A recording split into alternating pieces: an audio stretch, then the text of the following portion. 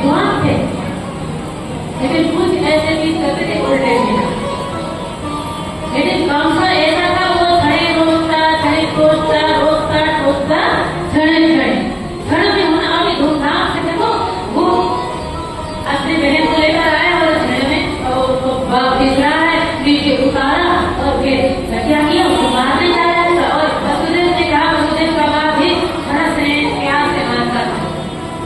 और वसुदेव ने कहा, राजा आप रहने दो, क्योंकि आपको प्रॉब्लम एक ही गर्भ की संतान से है ना, आपका जितने संतान जिनकी की गर्भ से जितने संतान होगा जन्म दे आपको सौंप देंगे, आपके हवाले कर देंगे, आप छोड़ दो, देखिए छोड़ दो, क्योंकि आपकी बहन ऐसा नहीं करते, छोड़ दो। उन्होंने कहा, सनातनीयम सूर भावत बोध यशस्तर स्वागतम भगिनी हन्या, आपकी भगिनी यही है, स्वागतम भगिनी हन्या, आपकी भगिनी है, आपका अपराध होगा। और उन्होंने कहा, मृत्यु से आप इतनी भयभीत हुए, मृत्यु जन्म बदल दिया, बहन सदाय से अर्थवाप से सतत तीव्र मृत्यु हो प्राणियां ध्रुव।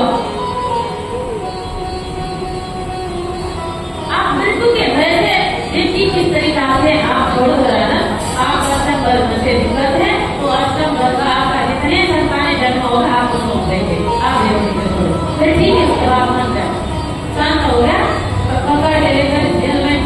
बंद कर दिया और जितने पुत्र पहला पुत्र हुआ कीर्तिमान,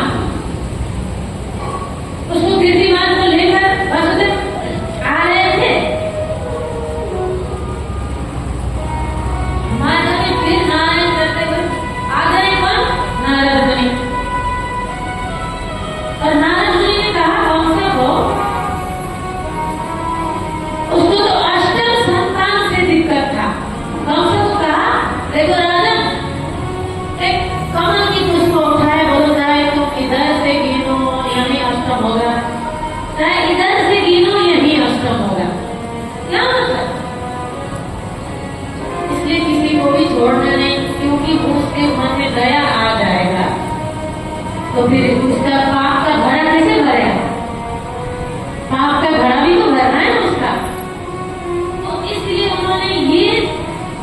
तरीका अपनाया, कीर्तिमान को लेकर आ जाए तो बोले, ओहो इतना छोटा बालक, ये मेरा क्या बिगाड़ सकता, मासूम का कोमल कपास भी करा, ये क्या बिगाड़ेगा, ले जाओ वापस। तो नारद की ग्राम डाल दिए तो उनको भी वापस जाकर उस किला में ऐसा पटक के मार डाला, एक ही बार में गोविंद राय नमो नमः। ऐसे कर करके उन्होंने 6 पुत्रों को पटका डाला, एक ही शिला में, वो शिला आज मथुरा में आज भी, जब मथुरा जाएंगे उस शिला का जरूर दर्शन करना, आज भी उस शिला जो है मथुरा की जो कृष्ण जन्मभूमि है ना, नीचे कारागृह है आज भी, और ऊपर जो पत्थर है जिसमें कंस ने निर्दयता से जिनकी 6 संतान को पटक पटक कर मारा, आज भी। और जो सप्तम गर्भ है इतनी दिव्य है, तेज है, भगवान ने शेषनाग ने कहा, प्रभु राम अवतार ने जो एक बार वनवास काल में प्रभु को पंखा झेल रहे थे लक्ष्मण, और राम जी ने आके खोलकर देखा,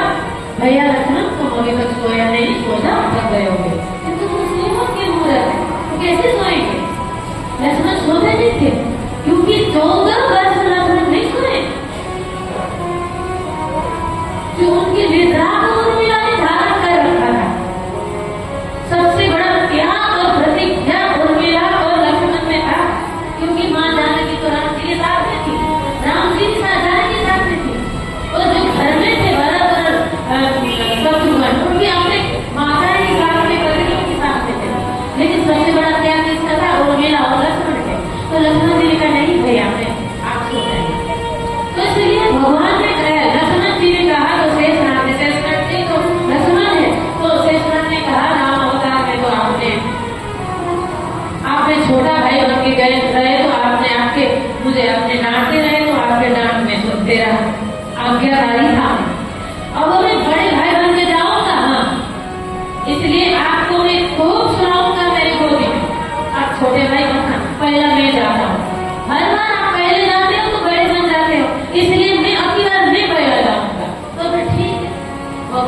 शेषनाग को भेजा और सप्तम गर्भ में शेषनाग रूप में आए, पूरी कारागृह में दरबार फैलाया और फिर अलग अलग कंस सोने जाता है, काली छाया देखकर सो नहीं पाता, भोजन करने बैठता है और ताल में तड़का लगाया हुआ काला जीरा देखता है उसके, उन्होंने बोले कि डर जाता है, काला काला से डर जाता है और फिर प्रकाश डर के मारे घबरा जाता है कंस। और भगवान को लगा अगर इनकी डर से अगर कंस को ऐसा पता ना चले कि इसको भी मारना आए, अगर इसको मारने आएंगे तो पता ही चले कि इनकी मारना इसकी किसकी बस की बात हो गई नहीं, तो इसलिए ऐसा कुछ करना पड़ेगा कि भगवान ने योग माया को मां भगवती को आमंत्रित किया। भगवान ने कहा कि हे भगवती, भगवान की बहन है भगवती मां दुर्गा, भगवान की लाडली बहन है, तो उन्होंने कहा भैया आते, बोले कि जो देवकी की सप्तम सातवें जो संतान है